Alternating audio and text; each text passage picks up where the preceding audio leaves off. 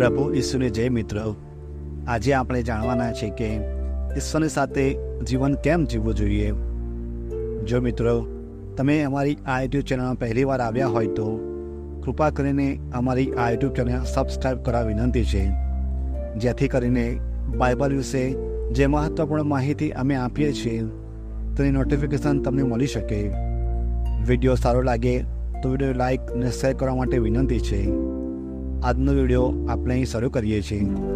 તો મિત્રો, બાઇબલમાં ઉત્પત્તિના ગ્રંથમાં 21મા અધ્યાયમાં વાંચીને સાંભળી શકીએ છીએ કે એકવાર સારાએ જોયું કે તેનો દીકરો તેમની ગુલામ હાગારના દીકરા સાથે રમતો હતો અને તેને તે ના ગમ્યું, એટલે અબ્રામને કહ્યું કે આ મોટો થઈને મારા દીકરા સાથે વારસદાર બનશે, તેથી તમે તેને કાઢી મૂકો। આ વાતથી અબ્રામને ખૂબ દુઃખ થયું અને ઈશ્વરે પણ અબ્રાહમને કીધું, સારા કહે તેમ કર, કેમ કે હું તારો વંશવેલો ઈસાકમાંથી ચાલુ રાખીશ, કેમ કે એ તારો પુત્ર છે। આથી સવારે જમવાનું અને પાણી આપીને બંનેને રવાના કરી દીધા। જ્યારે હાગાર રસ્તામાં જતી હતી અને રણમાં પહોંચે છે ત્યારે તે ભટકી જાય છે, અને જ્યારે તેની પાસે પાણી ખૂટી ગયું ત્યારે તેણે તેના બાળકને એક વૃક્ષ નીચે મૂકી થોડી દૂર બેસી બાળક રડવા લાગ્યો। પછી તે બોલી, મારે મારા બાળકને મળતા નથી જુઓ।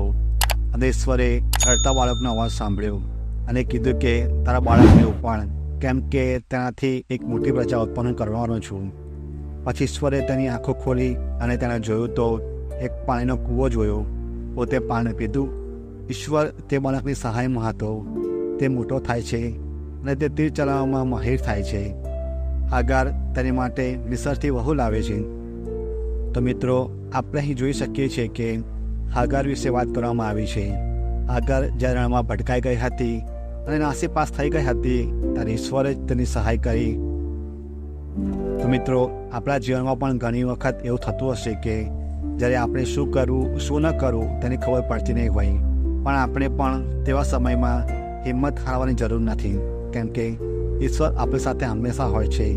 ઈશ્વર આપણી મદદ હંમેશા કરે છે। જેમ હાગારને તરસ લાગી હતી અને તેને લાગતું હતું કે તેનું બાળક મરી જશે, પણ ઈશ્વરે તેની મદદ કરી અને બાળકના જીવનમાં તેનો સાથ આપ્યો। ઈશ્વરનો સાથ હતો, તેથી તેનું બાળક એક સારો તેજ ચલાવનારો બની શક્યો। મિત્રો, આપણે પણ એક વાત અહીં જાણવી જોઈએ કે ઈશ્વર વગર કશું શક્ય નથી। આપણે હંમેશા તેમની સાથે રહેવું જોઈએ, કારણ કે જીવનમાં ગમે તે પરિસ્થિતિ આવે તો આ દુનિયામાં એક જ જણ એવું છે કે જ્યાં પરિસ્થિતિ બદલી શકે છે, અને તે છે ઈશ્વર। અત્યાર સુધી ભલે આપણે આપણા જીવનમાં ગમે તે રીતે જીવ્યા હોય, પણ હવે આજથી આપણા જીવનમાં આપણે ઈશ્વર સાથે જીવન જીવવું જોઈએ। મિત્રો, આજે આપણે આજના વચનમાંથી ઘણું શીખવા મળ્યું છે કે ઈશ્વરની સાથે જીવન જીવવું જોઈએ। આપણા જીવનમાં આવનારી તમામ મુશ્કેલીઓને અને ખરાબ સમયને તે જ દૂર કરી શકે છે।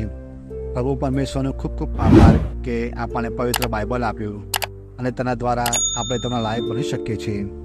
હું આશા રાખું છું કે તમને આ બાઇબલના પવિત્ર વચનથી ઘણું શીખવા મળ્યું હશે, અને જો તમને આ વિડીયો સારો લાગ્યો હોય તો તમે બીજા આપણા ભાઈઓ અને બહેનોને પણ શેર કરજો, લાઇક કરજો અને અમારી આ યુટ્યુબ ચેનલને સબસ્ક્રાઈબ પણ કરજો।